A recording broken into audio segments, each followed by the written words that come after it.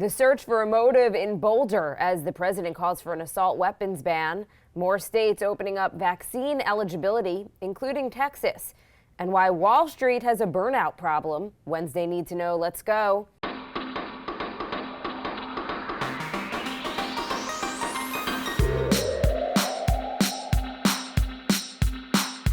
Good morning. This is Cheddar's Need to Know podcast for Wednesday, March 24th. I am Jill Wagner with Carlo Versano. Carlo, good morning.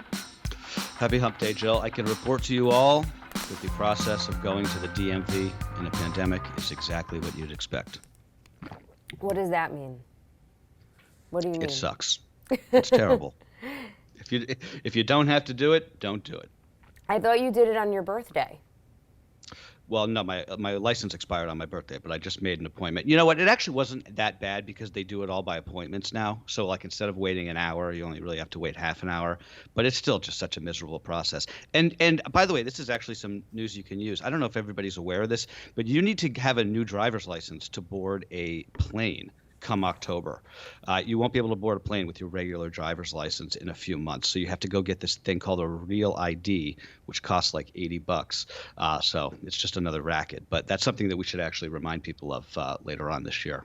All right, Carlo, news you can use. Thank you. Let's start, though, with the latest out of Boulder. Police have charged Ahmed Al-Aliwi Alisa, a 21-year-old Colorado man, with 10 counts of murder. Alisa, who was born in Syria but spent most of his life in the suburbs of Denver, allegedly used an AR-15 type weapon that he bought on March 16th. Investigators have not established a motive, but people who knew the suspect say that he was short-tempered and prone to fits of violent rage, including getting into a fight with a high school classmate that got him suspended. President Biden called on Congress to, quote, not wait another minute to ban assault rifles, saying this is not and should not be a partisan issue. I was wrong on one thing. I was wrong on his race. So I apologize for that, given that these are typically young white men who commit these acts. I appreciate that President Biden is at least calling for an assault weapons ban, even if it's not going to happen anytime soon. It's still some progress, I guess. And even if it did happen, it wouldn't matter because the Supreme Court would probably strike it down immediately. But, you know, Jill, I hate to say this, but nothing's going to change on gun laws because the people who should care don't. There's no political will in this country on this issue because we memory hold these incidents immediately, right? Politicians, Democrat or Republican, I mean, this is a generalization, but they don't really care about making your life better. There are senators today trading Smith & Wesson stock who are making money off of every mass shooting because gun stocks go up after mass shootings. That's a thing that you can do as a member of Congress. Think about that.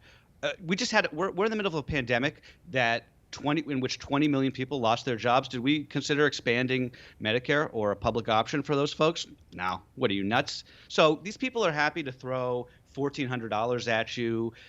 Hey, don't spend it all in one place, little piggies. Go watch your Marvel movies. Let the adults work. So sorry about your dead friend. So sorry about your dead child. God works in mysterious ways. We can never forget. But we do forget, Jill. And that's on us, actually. That's on us in the media, right? Because politicians would love to forget anything that's going to make them reflect on the job that they were elected to do, that they don't do, that they fail at doing. It's the media's job not to forget. And to that end, for every day for the next 10 podcasts, we're going to end the podcast just doing a brief collection of the reporting we have on each of these 10 victims in Colorado. It's not a big deal, but it's at least something. I think it's a great idea, Carlo. Look, mass shootings are a distinctly American problem. Other countries where guns are legal just quite frankly do not have this issue. So they have violence. We hear about it. We report it all the time. But if somebody wants to lash out or cause others harm and does it with a knife to attack, just random strangers, of course it's tragic, but you don't have a death toll in the double digits. Right. So I want to just read one perspective from someone from Canada, which I thought was interesting and worth a read. Moshe, friend of the pod, has been asking his followers who are gun owners to write in about what they think. So here's what this one person said. He said, Canadian gun owner here. In order to buy a gun in this country, you need to take a multi-day course and pass a test to obtain the license. You also have to prove that you have a safe way to transport and secure the gun at home, like a gun case, a secure locker, etc. You could still rent or shoot guns at a range without a license. The government here has been trying to push a ban for handgun ownership, but it never passes. One of the biggest reasons it won't is because it won't greatly affect crime rates is because a large portion of gun crimes in Canada are committed with smuggled guns from the United States.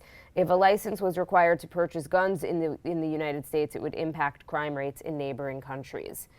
I just thought that was a pretty fascinating take, because I'm not a gun owner and I don't totally know what the rules are elsewhere. But that makes sense to me. If you want to buy a gun, you need a background check, you have to get a license, you have to take a course. If you need a license to do a manicure in this country for somebody, I don't think it's too hard to ask, or too much to ask to have somebody have a license to have a gun or take a course if they want to be a gun owner. And of course, banning these mass assault weapons. The other thing I wanted to just note is that most experts say that we should actually be expecting more mass shootings in this country than even before the pandemic. So we already had a serious problem with mass shootings, but it's about to get worse, and there are a few reasons for that. One of which is that when somebody commits a mass shooting, it's usually because there's some type of trigger. A person loses their job, it's a mental health issue. Well, all of those things have been unfortunately compounded and on the rise because of the pandemic. And one of the reasons that we had so few mass shootings in the recent months is just because people weren't gathering because of the pandemic. So I think that what we're seeing, where the White House had just raised the flags from half staff to full staff following the Atlanta shootings, and now they're back at half staff again. Unfortunately, it feels like this is just the beginning. Back to what you said before about the background checks. I mean, it's so ridiculously obvious that we should at least have a universal background check bill at the federal level. I mean, again, to quote my mother, literally the least you can do. But I would go a step further. Take these guns off the street. These AR-15s, these assault weapons. Why do these guns exist? Is there any legitimate reason? Now, somebody will write in today and they'll say, "Oh, Carlo, you're just showing you live in a bubble in New York. You don't understand. Out here in real America, we use AR-15s to hunt deer or whatever." To which I would say, well, you shouldn't admit that if you need an AR-15 to blow away a deer. It's just so depressing. Well, I was reading Moshe's feed, and most of the people who wrote in, most of the gun owners said they were gun owners, and they don't understand why anybody needs an AR-15, why a civilian would need an AR-15, even in a situation to hunt. Okay, let's move to a different public health epidemic, the coronavirus. Dr. Fauci saying he is worried that COVID numbers are plateauing around the country, which he called not good because it signals the dangers of a resurgence. Meanwhile, Texas, Indiana, and Georgia, the latest states to open vaccine appointments to all adults. Texas on Monday, Georgia tomorrow, Indiana a week from today. About a quarter of the U.S. population has received at least one vaccine dose, as the daily average number of shots administered hovering around 2.5 million, which is a pretty good pace. It is, and hopefully we can get it even higher. I think there's still some lag in the Johnson & Johnson supply that I think is going to start to free up in the coming weeks. Meanwhile, Jill, in the ongoing Astrazeneca Saga, that company promising an update within 48 hours. That was yesterday, so it should be today. After federal officials accusing it of basically cherry picking data from its trials. Now, I thought that this was a good way one official telling the Washington Post that the AstraZeneca press release they put out on their U.S. clinical trials was similar to, quote, telling your mother you got an A in a course when you got an A in the first quiz, but a C in the overall class. It's so bizarre. Dr. Ashish Jha, who is he's from Brown. He's one of the infectious disease doctors that I follow on Twitter. He wrote, just for a little bit of perspective here, he wrote, "From everything I know, the AstraZeneca vaccine is a good vaccine that I would be comfortable having my family get. From everything I know, AstraZeneca's incompetence at communicating trial results, working with regulatory agencies, etc., is stunning." And that is what we're seeing on display. So if you've gotten the Astrazeneca vaccine, or you're overseas and you're listening, if you're overseas and you've gotten it, or they eventually approve it and you're going to get it. It sounds like it's safe, and we know it's working in the UK, that's where there's widespread usage.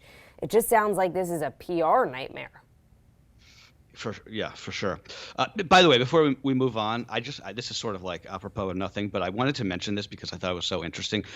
Rena, one of our listeners, wrote in because remember the other day I was complaining about the PCR tests and how they hurt and how I was a little baby about them. so she wrote in and she said that she was talking to a worker at a clinic who said that apparently these tests bother men a lot more than women. There's just something about, like, I don't know what, like our frontal lobes that are different. So I don't know. Is anyone? I haven't.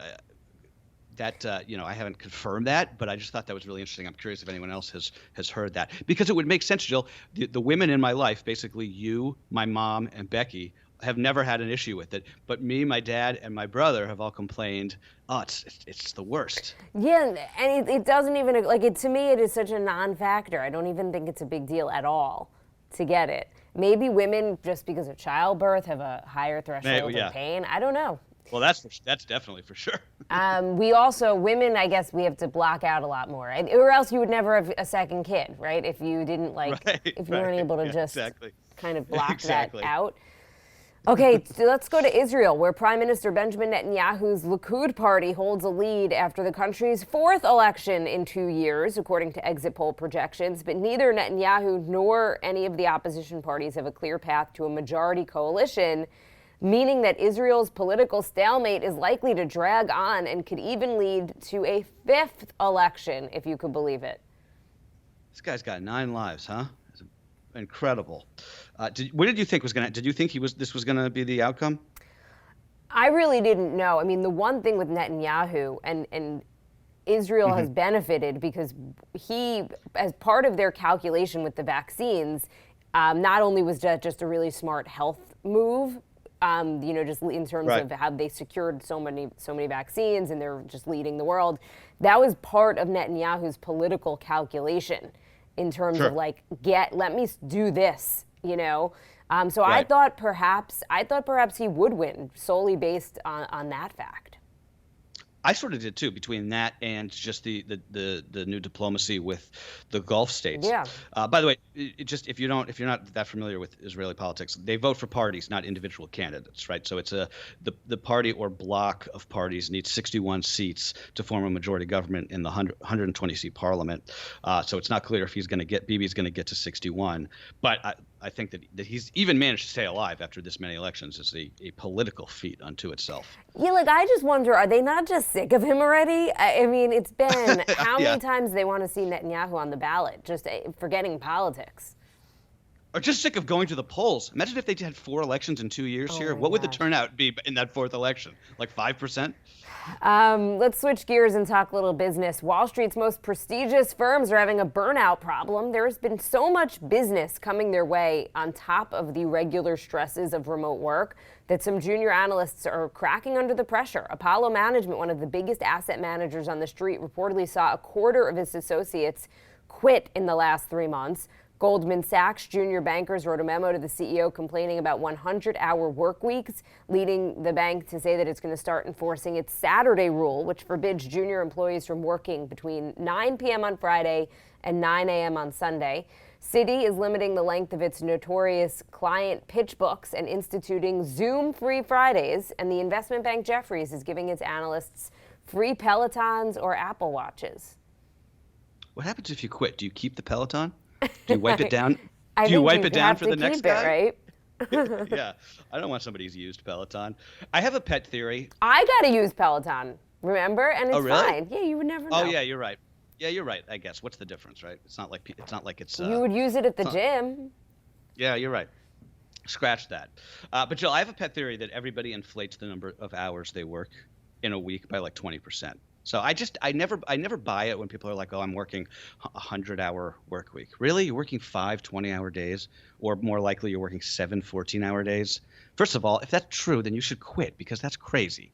But even if that is the case, I don't know, boo-hoo. Like that's the deal on Wall Street, right? That's the deal with the devil, sort of, if you will. Like you get paid an enormous amount of money, and the bank kind of owns you until you make a partner. I understand. I should have a little more grace with this because I understand that everybody right now is just totally cracking under the pressure. But I just find it a little bit hard to relate to these folks who are making like $500,000. Look, you should be allowed to go into a career in banking without being forced to work. Sure. I mean, like if you're a finance person and we can't relate because I think unless, I mean, I went into this business because my brain doesn't work that way. I don't, Same. I didn't take econ, I wasn't an econ major, I was a communications major. Right. But that does not sound like a sustainable working condition. Right. So, and if there's so much, part of the thing is there's so much business with all these new SPACs. And it's like, just hire more people. Isn't that what you should be doing? Isn't that the solution here for these banks? Yeah. Yeah, right. I think people are just leaving. There's so much business that they can be like, oh, I can go to the guy across the street and make a couple extra bucks. So there's just like a lot of churn also. The financial earnings report of the season, GameStop. GameStop reported its first quarterly earnings since the Reddit-fueled trading frenzy, missing analyst estimates by a hair and laying out its plan for its e-commerce transformation. The company also appointed a new COO, Jenna Owens, an Amazon and Google vet. GameStop shares popped in after-hours trading before turning lower. The stock currently down about 7% pre-market. Coincidentally, yesterday around the same time, Robinhood announcing that it was filing for its long-awaited IPO, meaning that you're soon going to be able to trade Robinhood stock on Robinhood. Though I personally would not touch that stock with a 10-foot pole, just given the current regulatory environment. You have to assume that the hammer is going to come down on some of these trading platforms once Congress decides to do something. But nevertheless, another IPO coming. Also, why these banks have so much work to do. Disney, meanwhile, blowing up its theatrical slate for 2021 in an acknowledgement that it's going to take some time to get people back into crowded theaters. Black Widow and Cruella now will debut simultaneously in theaters and on Disney Plus for an extra $30. Cruella premieres Memorial Day weekend. Black Widow is pushed to July 9th. So this means that Marvel's Shang-Chi and the Legend of Ten Rings, that gets bumped to September for a planned traditional release. Pixar's Luca is now going to exclusively go to streaming at no extra cost on June 18th. This is basically a tacit acknowledgement that from the biggest player in Hollywood that the summer movie season, it may not be the wash that it was last year, but it ain't going to be pretty. I think that's pretty much what Disney's assuming here. Separately, this is sort of related. Deadline reporting this morning that Regal Cinemas and Warner Brothers just reached a deal on a 45-day theatrical window for Warner's movies in 2022, next year. That's shorter than the 90-day window that's been the industry standard, but it does show a commitment by one of the biggest studios that they're going to try and put their movies back exclusively on the big screen rather than dumping them day and date on streaming, in this case, what they've been doing with HBO Max. So I was interviewing like a movie expert on Cheddar, and I asked him, I said, post-pandemic, we've all gotten just so used to watching movies on our couch. What is the future of movie theaters? And you and I are going to hopefully do a special podcast about life post-pandemic. Yeah. But I was asking him, like, are movie theaters done? And he's like, look, I don't know about you, but my couch that was so comfortable a year ago, it's getting uncomfortable. I don't want to sit here anymore. I'm ready to get back to the theater. And I'm like, you know what? You make a very good point. I'm so tired of watching movies on my couch. So I don't think we should write off theaters just yet. It might be a while until we're comfortable going back. But as he said it, I'm like, you make such a good point. I mean, I'm looking over at my couch right now, which is where I probably spend a good 10 hours a day now, and it's got like a big, like, it just looks so sad. It's stained, like you spilled something. I mean, I'm eating on it, I'm working on it, I'm watching TV. It's just the worst. I'm going to go back. Look, the day that I get whatever it is, 2 weeks after my second shot, I'm going to the movies. I don't care what's showing. I'm sitting there, I'm eating my Sour Patch Kids. That's going to be my gift to myself. All right, Carlo, before we go back to our first story about the Boulder, Colorado shootings, we said we were going to end the podcast for the next 10 days talking about what we know about the victims. So tell us about Denny Strong, who is the youngest of the shooting victims. Yeah, so I'll preface this by saying there's not a lot of reporting out on some of these folks yet. But so this is what we know. This is coming from Reuters. Denny Strong was 20 years old, like you said, the youngest victim in that supermarket. We don't know a lot about him, but we do know that earlier this month he asked on Facebook that his friends honor his birthday by making a donation to the National Foundation for Gun Rights, whose website says it works to, quote, expand pro-gun precedents and defend gun owners. Strong wrote, "I've chosen this nonprofit because their mission means a lot to me. I hope you're considering contributing as a way to celebrate with me." And I'm not repeating this to make some sort of like ironic point about his political views. This is just the reporting that we have on him so far. And no matter what his political views are, that doesn't mean that that makes him any less of a victim of a horrific shooting. And on his Facebook page, Strong said that he was a fan of planes, bikes, and motorcycles. And in a nod to the lockdowns, he had framed his profile picture with the words, "I can't stay home. I'm a grocery store worker." So it's not confirmed that he was a worker at this grocery store, but it seems like he most likely was. So he was one of these essential workers that's kept us all going this last year. All right, Carlo, we're going to end it there. Thank you for doing that. Nice to just have some information about these victims and kind of a little bit of color about the lives that they led and what we're missing, not having them with us anymore. All right, everyone, that's what you need to know for Wednesday, March 24th. Have a good one, guys.